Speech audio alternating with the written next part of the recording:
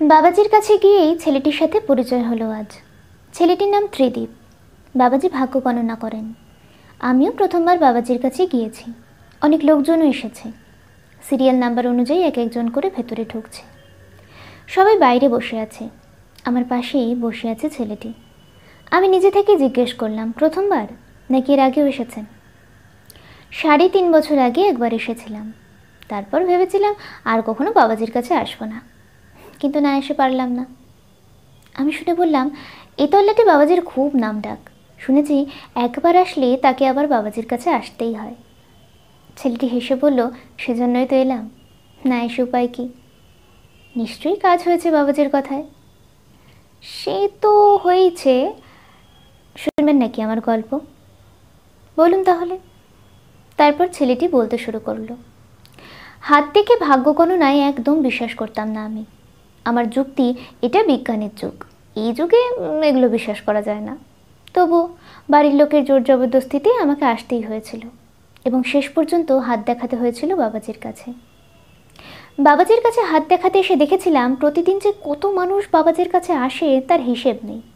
স্বাভাবিকভাবেই মনে একটা প্রশ্ন জেগেছিল, এত মানুষ আসে কেন? নিশ্চয়ই কোনো উপকার হয় ওদের, তাই এত লোক আসে। বাবাজির বাড়িতে ওটাই ছিল আমার প্রথম আসা। আগে কোনোদিন আসেনি। তবে আমার মাই সবে বিশ্বাসী, তাই মাই সঙ্গে করে নিয়ে এসেছিল তখন। আর হাত দেখে বাবাজি বলেছিলেন, চাকরি নাও হতে পারে, তবে ব্যবসায় উন্নতির যোগ, বিয়ের যোগ একেবারেই নেই।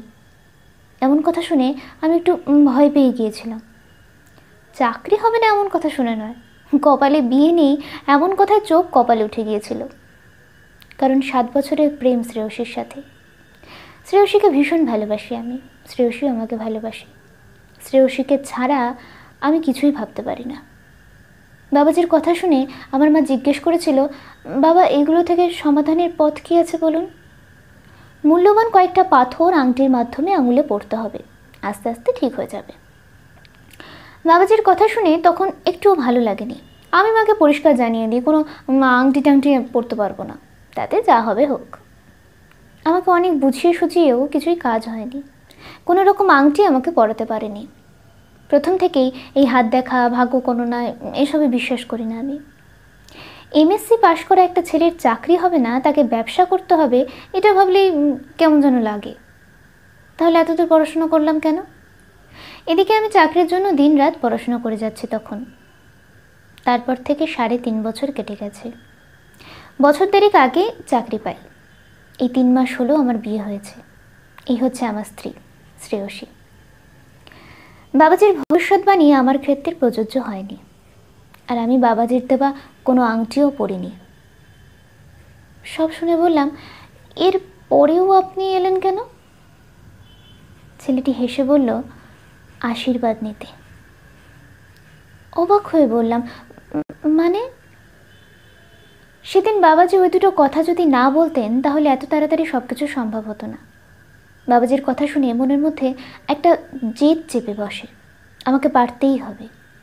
এই জেদ নিয়ে চেষ্টা চালাতে থাকি, নিজের যোগ্যতাকে যে প্রমাণ করতেই হবে। জানেন, কিছু নেগেটিভ কথাবার্তা মানসিক শক্তিকে দ্বিগুণ বাড়িয়ে দেয়। তখন মনের মধ্যে সেই সুপ্ত ইচ্ছেগুলোকে রূপ দিতে চায় মানুষ। তাই বাবাজির কথা আমাকে শক্তি জুগিয়েছে। আমি আজ সফল। নেগেটিভ কথাবার্তায় ভেঙে পড়লে হবে না। যার বিশ্বাস আছে সে আসবেই বাবাজির কাছে। আমি কারো বিশ্বাসে আঘাত করতেও চাই না। বাবাজি জানেও না আমি আংটিগুলো পরিনি। তবুও বাবাজির কথায় মনোবল অনেক অনেক বেড়েছে। দুটো নেগেটিভ কথাও জীবন বদলাতে সাহায্য করে। নেগেটিভ কথাগুলোই আমাদের শক্তি। আমাদের বাড়ির গুরুদেব হিসেবে নয়, বাবাজিকে এখন আমি মন থেকেই শ্রদ্ধা করি।